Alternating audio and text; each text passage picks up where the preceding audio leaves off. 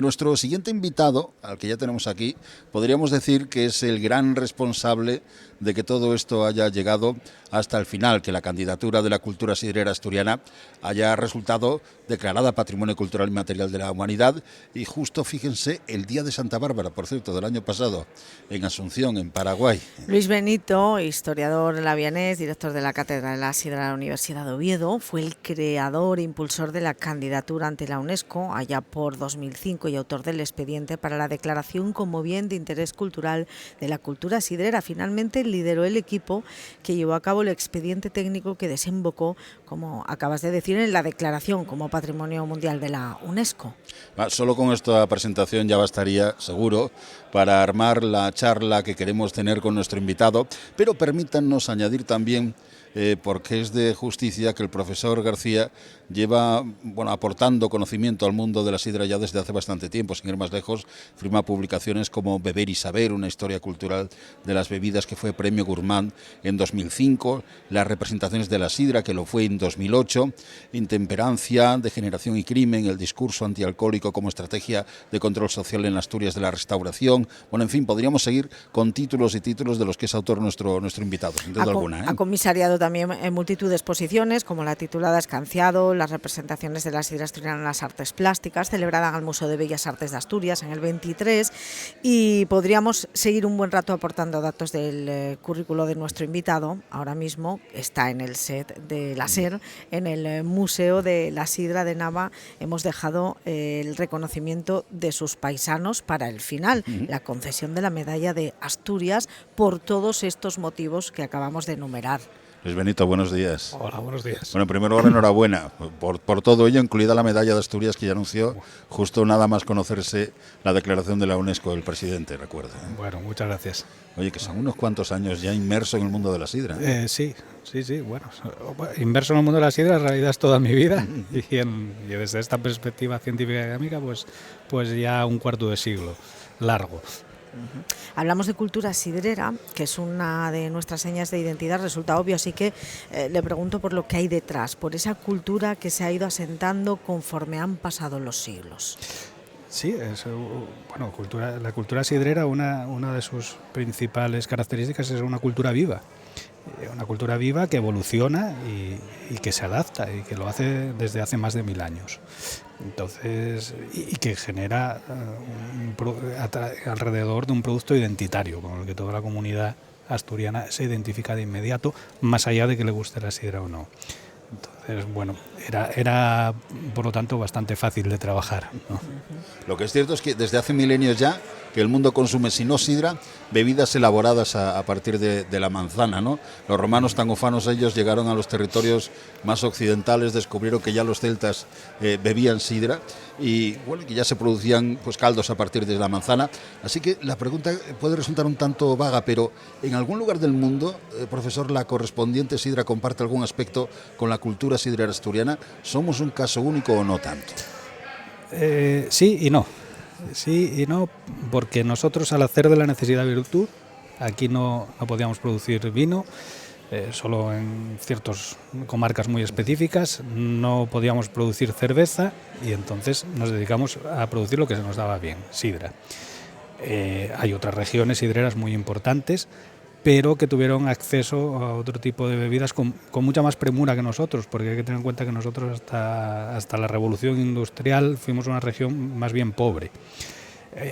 Normandía fue una gran región sidrera y muchos de los avances de la pomología y de la sidrología provienen de allí. Lo que pasa es que después de la Segunda Guerra Mundial el mundo de los zumos y la sociedad de consumo, que se desarrolla mucho antes en los países del entorno, hizo que se mermara de manera significativa esa cultura sidrera. El País Vasco hasta el siglo XVI, pero después tenían la Rioja Alavesa, que podían llevar vinos con facilidad de Navarra, tenían el Chagolí, se reduce y se recluye en 4 caseríos. Nosotros aquí, sin embargo, solo podemos hacer sidra y además la revolución industrial da todo ese crecimiento urbano, toda esa población de trabajadores, hombres jóvenes que vienen a la minería, a la siderurgia, y hay muy poca oferta de ocio público, no hay museos y no hay. Entonces van a la taberna y se consume sidra y se expande. Y además, como éramos una región pobre y tenemos tantos asturianos que se van a América, forman pues unos núcleos que demandan, porque quieren rememorar incluso sensorialmente sus tradiciones, porque ten en cuenta que nadie quiere marchar prácticamente y muchos se van de niños, pues lo que consiguen es que desarrollamos una industria privativa de Asturias que nace internacionalizada, que es la sidra champanizada. Lo decimos muy a menudo, la sidra es una bebida social, acaba de contarnos, ¿no? Se juntaban en el Chigre a beber, desde el trabajo colectivo hasta la manera de consumirla, hablan de compartir.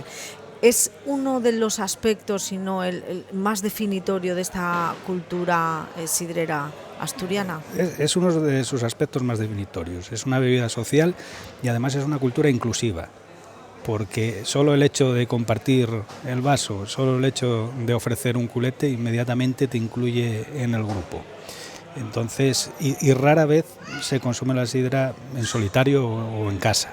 Entonces es una bebida que demanda salir, que demanda los hábitos sociales y forma parte de todos los procesos básicos de sociabilización de los asturianos, si lo tenemos en cuenta. Sí, en cualquier momento, en cualquier celebración, cualquier cosa que tengamos que celebrar, reunión de amigos, de lo que sea, siempre hay una botella de sidra, ¿no? Y además, ten en cuenta que desarrollamos, yo creo que una de las ocasiones de consumo de bebidas más originales, a lo mejor me acusa un poco de chauvinismo, pero si no la más, que es la espicha. Que la espicha era el pago de una ayuda comunitaria, de una andecha, sí, que por esta vía de industrialización y de urbanización se mercantiliza y se convierte realmente en una industria cultural de primer orden. Con un proceso posterior de institucionalización durante el franquismo, pero que hoy en día es una reunión de éxito, celebres lo que celebres. Que no fue una espicha boda, una espicha comunión, de todo, bautizo, ya. De empresa, sí. Y sigue siendo una vía mercantilizada muy recurrente y asociada a un tipo de alimentos, asociada a un tipo de diversiones.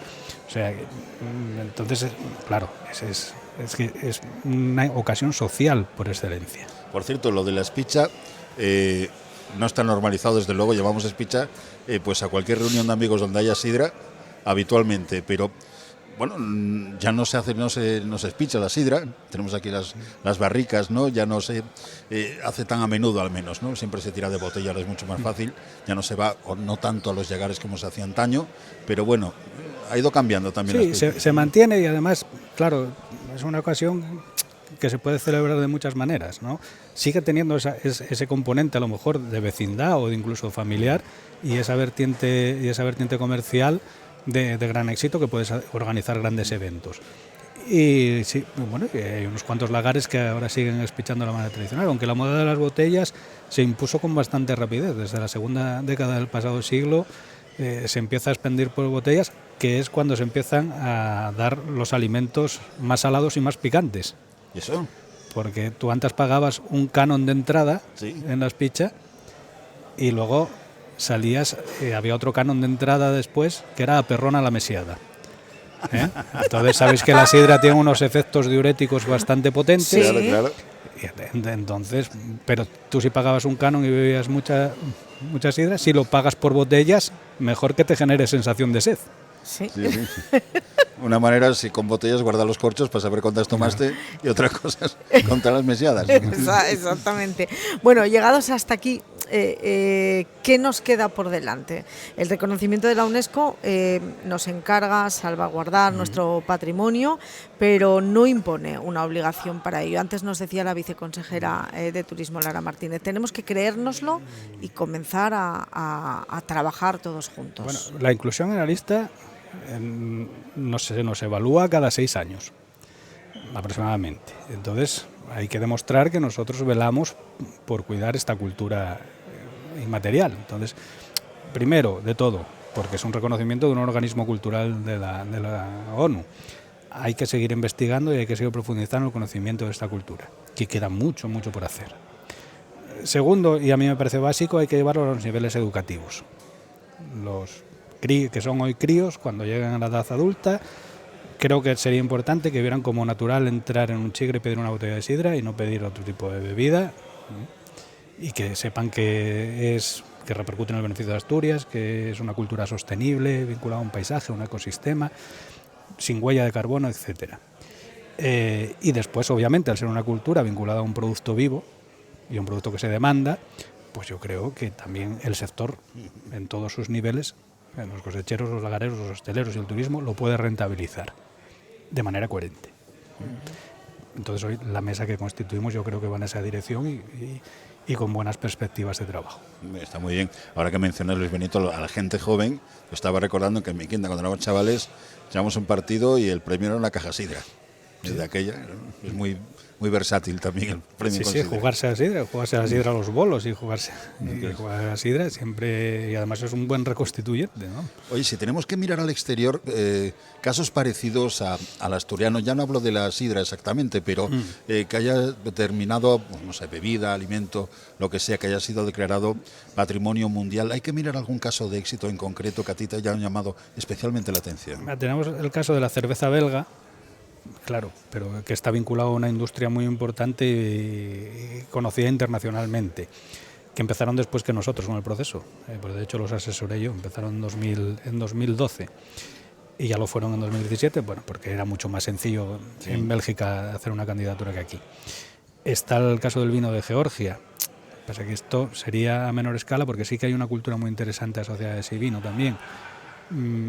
A nivel de escala que importa una comunidad tan grande que se sienta tan identificada con esta bebida, pues yo difícilmente lo vería, porque claro, el vino de Georgia hoy en día puedes comprender una producción pequeña y no tienen la capacidad que tenemos aquí de socializar tampoco. El caso más parecido sería Normandía, pero ya te digo que hasta antes de la Segunda Guerra Mundial. Luego ya cambiaron mucho las cosas, como nos comentabas antes, ¿no?